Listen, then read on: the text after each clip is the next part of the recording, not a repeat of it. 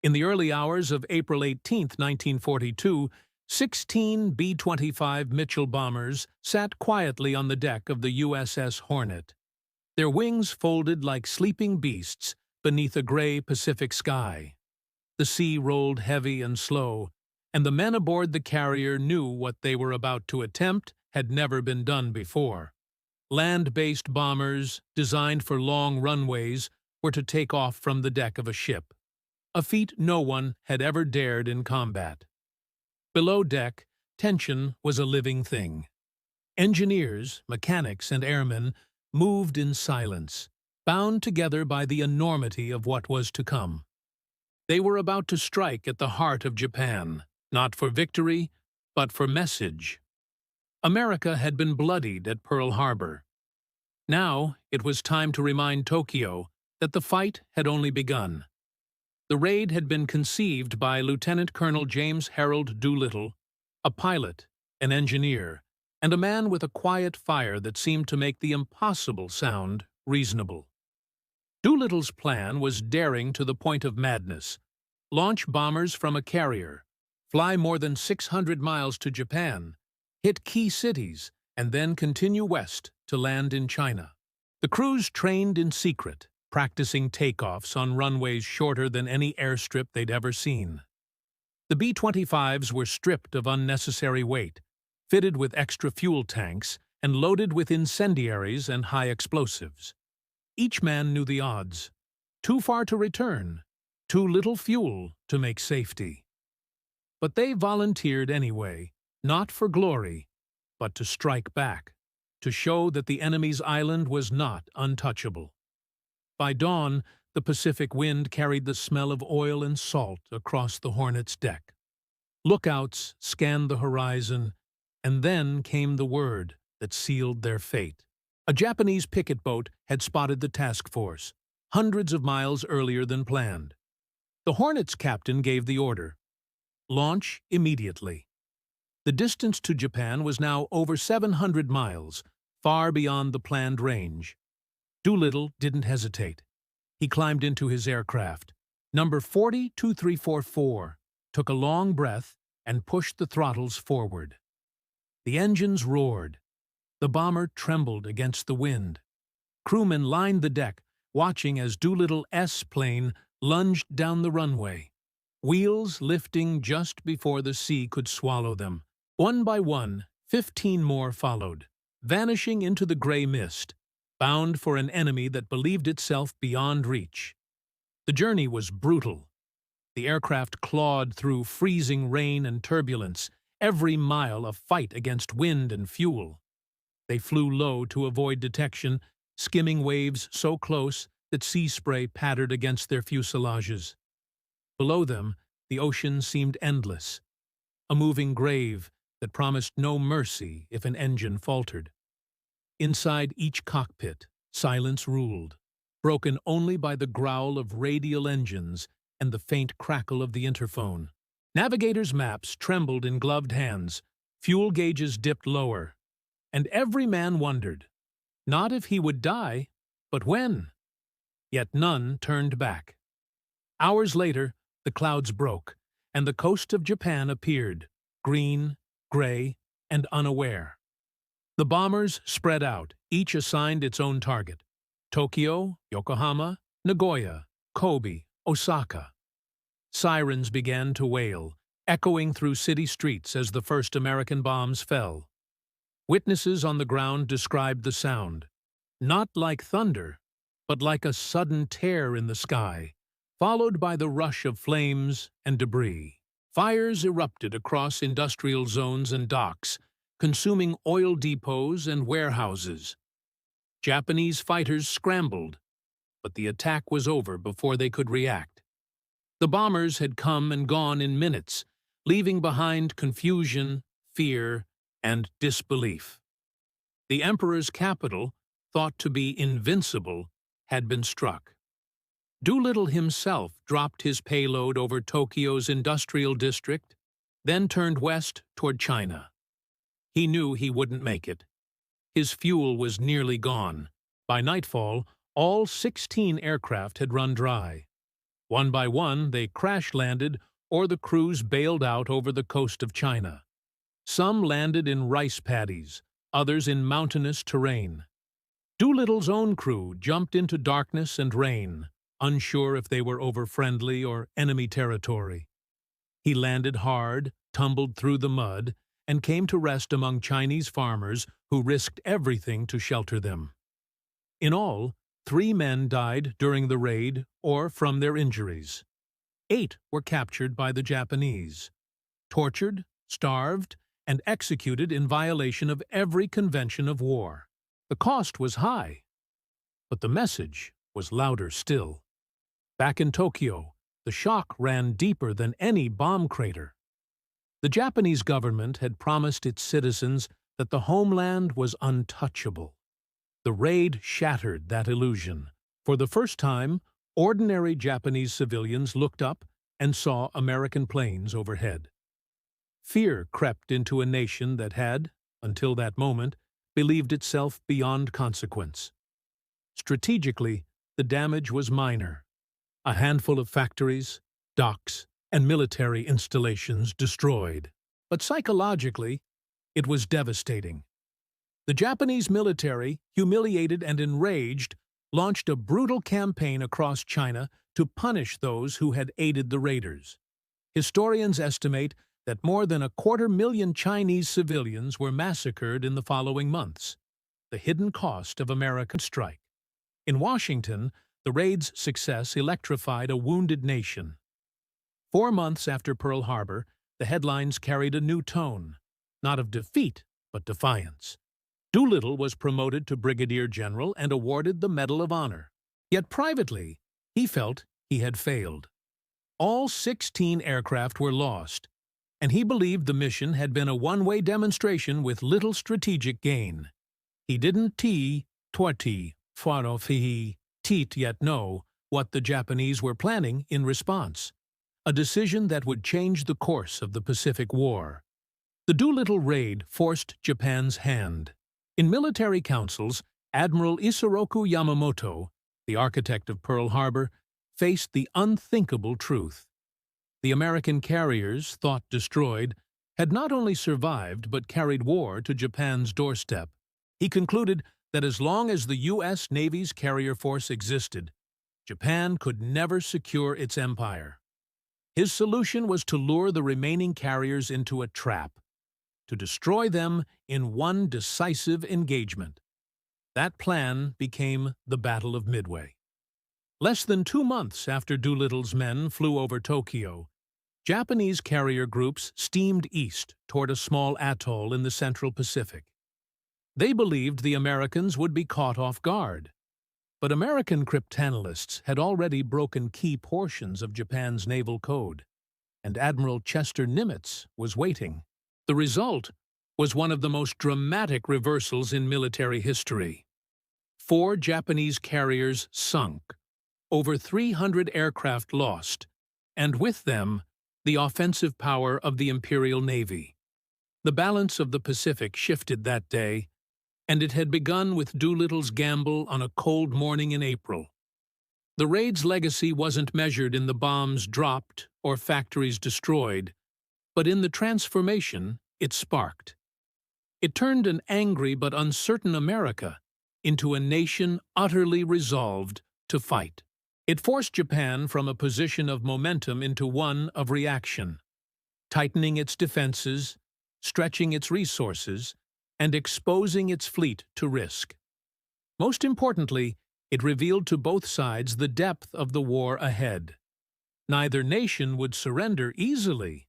Both had now glimpsed the total cost of pride. In the years that followed, Doolittle would command the 12th, 15th, and 8th Air Forces, leading bombing campaigns across Europe that broke the Luftwaffe's back and paved the way for the invasion of Normandy. He lived to see the war end, and though he was hailed as a hero, he rarely spoke of the raid itself. To him, it was never about vengeance. It was about momentum, about taking a nation reeling from disaster and giving it something to believe in again. Decades later, survivors of the raid met each April, sharing whiskey and quiet remembrance. Their numbers dwindled, their memories blurred by time. But the meaning of what they had done never faded. They had flown into the unknown, defied logic, and shown a wounded world that courage still had weight. When Doolittle passed in 1993, he was buried at Arlington, his legacy written not in medals or monuments, but in the enduring truth of that mission. Sometimes, a single act of defiance can change the direction of a war. For Japan, the Doolittle raid marked the first tremor of a coming earthquake. It stripped away illusion. That distance was safety that might guaranteed permanence. From Tokyo's burning docks to the waters off Midway, it forced the empire to face a new reality. The Americans were not broken. They were only beginning. And the storm they would unleash would not stop until the rising sun fell beneath the weight of its own ambition. The smoldering ruins of Tokyo had barely cooled when Japan's high command convened behind closed doors. The Doolittle raid had been small in scale, yet its impact cut to the bone. For months, the Imperial Navy had moved unchecked across the Pacific, striking with mathematical precision. Singapore, the Philippines, the Dutch East Indies, each victory feeding the illusion of invincibility. But in that single morning, with 16 American bombers appearing out of nowhere, the illusion cracked. Yamamoto, once calm and deliberate, now faced a dilemma that gnawed at the very core of Japanese strategy. How could they claim control of the Pacific if the enemy could reach their capital at will? His response was not measured. It was urgent. The answer, he declared, was annihilation, a decisive blow to end the American threat before it could grow. The Imperial Navy would strike at Midway, a small coral atoll that commanded the Central Pacific routes. By drawing out the remaining U.S. carriers, Yamamoto intended to crush them beneath the weight of superior numbers. The Doolittle raid had forced him into haste, and haste in warfare is a kind of blindness. In Washington, intelligence officers pieced together fragments of intercepted Japanese communications. Commander Joseph Rochefort and his codebreakers at Station Haipo worked tirelessly, deciphering enough of Japan's naval code to predict their next move. They confirmed that the enemy's target, codenamed AF, was indeed Midway. Armed with that knowledge, Admiral Chester W. Nimitz prepared his trap. He gathered every available carrier, Enterprise, Hornet, and the hastily repaired Yorktown. Their combined air wings numbered fewer than half the aircraft Yamamoto could field. But this time, the Americans had something more powerful than numbers: foreknowledge and resolve. The seas east of Midway were calm on the morning of June 4, 1942. The sky glowed pale gold over the atoll's runways, where U.S. Marine pilots waited in readiness, their planes lined up like thin shields against the storm they knew was coming. Far beyond the horizon, Japan's carrier strike force approached. 4 carriers: Akagi, Kaga, Soryu, and Hiryu. They had crushed every fleet before them. Their decks buzzed with aircraft, engines roaring, pilots tightening gloves, mechanics shouting above the din. The air smelled of fuel and salt, of confidence too long unchallenged. Shortly after dawn, Japanese aircraft roared toward Midway, bombing the island's defenses and airfields. Explosions rolled across the atoll, smoke columns twisting skyward. Yet, as the attack unfolded, American scout planes had already spotted the enemy fleet. Radio reports raced across the Pacific to Nimitz's carriers. The hunters were now being hunted. From the Enterprise and Hornet, waves of American torpedo bombers lifted off into the thin morning air. They flew low and slow, outdated machines against the most experienced naval aviators in the world. One by one, they were cut from the sky. Torpedoes missed, and men vanished into the sea. Entire squadrons wiped out. The Japanese carriers, untouched, maneuvered with deadly grace, their combat air patrols slicing through the attackers. By every measure, the Americans were losing. But their sacrifice bought time. Minutes, not hours. And those minutes would change everything. At 10:22 a.m., dive bombers from Enterprise and Yorktown arrived overhead, guided by a stroke of fortune and courage. Through scattered clouds, Lieutenant Commander Wade McCluskey spotted a lone Japanese destroyer racing toward the north. An instinct told him to follow. That decision led his squadrons directly to the heart of the enemy formation. As the Japanese decks refueled and rearmed their planes, the sky split open. McCluskey's bombers dove almost vertically, screaming through sunlight and flak. In seconds, 3 carriers, Akagi, Kaga, and Soryu, erupted in fire. The ocean burned. Fuel lines burst, bombs cooked off, and entire crews perished in minutes. The tide of the Pacific War turned in less time than it took to boil a pot of tea. Yamamoto's fleet, once the spearhead of Japan's dominance, was now crippled. Only Hiryu remained operational, launching a desperate counterattack that mortally wounded Yorktown. But by evening, she too was located and sunk. The Imperial Navy, which had seemed untouchable for 6 months, had lost 4 of its finest carriers and over 300 pilots. Midway was not just a battle. It was a reckoning. And its roots lay in that audacious strike 2 months earlier, when Doolittle's men dared to touch Tokyo. The raid had forced Japan to fight before it was ready, to stretch its strength thin across a vast ocean. And in that overreach, the Empire's fate was sealed. Yet history rarely moves cleanly. For the men on both sides, the war did not end with victory or defeat, but with survival. American pilots who had fought at Midway returned to decks littered with the wreckage of their comrades. Japanese sailors drifted among oil fires, watching their empire's pride sink beneath the waves. Above them, the Pacific stretched endless and silent.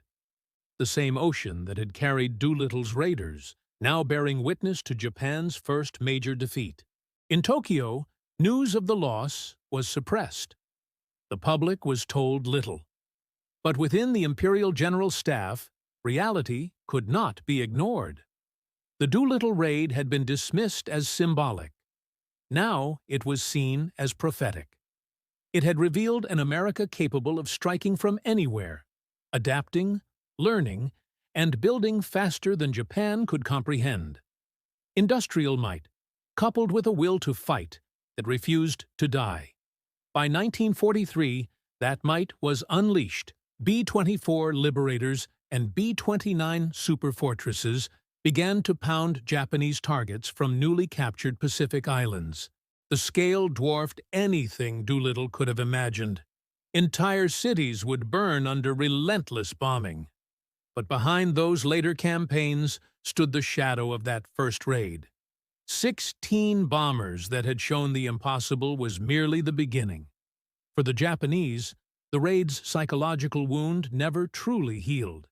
It had exposed not just a vulnerability, but a truth about modern war. Oceans no longer guaranteed safety. No fortress, no empire, could stand unchallenged against innovation and resolve. The samurai code that had once defined Japan's spirit met the mechanized industrial fury of a nation that refused to surrender. And in that collision, the old world began to die. Years later, survivors of the raid and the battles that followed spoke of the same feeling. Not triumph, but inevitability. The Doolittle raid was not an end, nor even a true beginning, but a spark. It lit a chain of events that led from Tokyo, C.S. quiet suburbs, to the ruins of Hiroshima and Nagasaki. Between those moments stretched the entire arc of the Pacific War. Courage, sacrifice, and the terrible realization that technology had outpaced humanity's capacity for mercy. When historians look back, They often mark Midway as the turning point. But the real turn began earlier, on the deck of the Hornet, when 16 bombers rose against impossible odds. It began with men who understood that symbols can move nations, and that sometimes the greatest victories are born not from strength, but from the willingness to act when defeat seems certain. By the time Japan surrendered in August 1945, Doolittle's name had become legend. Yet his raid was never meant to destroy Japan, only to awaken America. And in that, it succeeded beyond measure. The empire that had once stretched from Burma to the Solomons lay in ruins, its cities flattened, its navy gone, its people starving.